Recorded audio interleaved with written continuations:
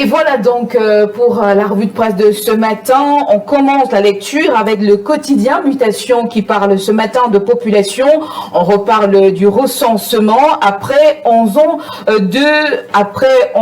d'hibernation. Un arrêté du Premier ministre annonce les opérations de dénombrement du 24 avril au 29 mai prochain. Georges Alain Boyomo est plus précis en page 7 de son journal paru en kiosque ce matin.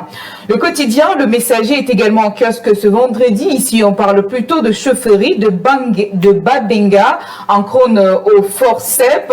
La succession au Crône de ce village situé dans l'arrondissement de Dibambari, département du Mungo, est rythmée par des décisions administratives contradictoires qui laissent les populations locales dans l'expectative. Paul Biya appelé au secours. L'information est donc à retrouver en page 2 de ce journal paru en kiosque ce matin. Merci à la réalisation de nous suivre. On poursuit avec le quotidien Le du Sahel qui nous amène du côté de la ville de Tumburu. Célestin Yonda le lance la guerre contre les whisky frelatés. L'information est à lire en page 5 de ce journal paru en kiosque ce matin. Voici le journal L'Écho. On parle d'actes illicites sur le réseau électrique, les barons de fraude dans le viseur du miné. C'est l'information principale qui filtre de la concertation que le ministre de l'Eau et de l'Énergie, Gaston Elundou Essomba, a tenue hier à Yaoundé avec plusieurs acteurs de l'énergie électrique ainsi que des leaders d'associations des consommateurs d'énergie électrique afin de renforcer les mécanismes de contrôle et d'assainissement de nos réseaux au bénéfice des usagers et les opérateurs du secteur. Objectif visé, trouver des solutions à la fraude qui sévit dans ce domaine. L'économie quotidienne de Thierry Ekouti nous amène dans la ville de Kiossi où le commerce transfrontalier informel fait son nid. Il fait intervenir des acteurs au profil varié. Les différents produits qui dominent les échanges sont à découvrir en page 3 de ce journal paru en kiosque ce matin. Et voici le Grappo, quotidien d'information républicaine. On parle ici de violences contre les femmes, ce que le Cameroun a déclaré à l'ONU le 12 mars 2026. La ministre de la Promotion de la Femme et de la Famille, Marie-Thérèse Abena-Ondoa, a pris la parole à la 70e session de la Commission de la condition de la femme à New York.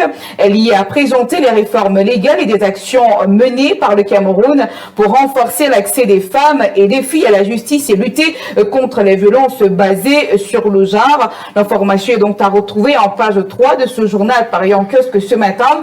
Et c'est justement ce journal qui nous permet de mettre un terme à la lecture des journaux parus en kiosque ce vendredi. On revient donc pour le commentaire du jour avec cette information relayée par le quotidien La Nouvelle Expression qui parlait hier de fuite des médecins, péril sur les hôpitaux camerounais.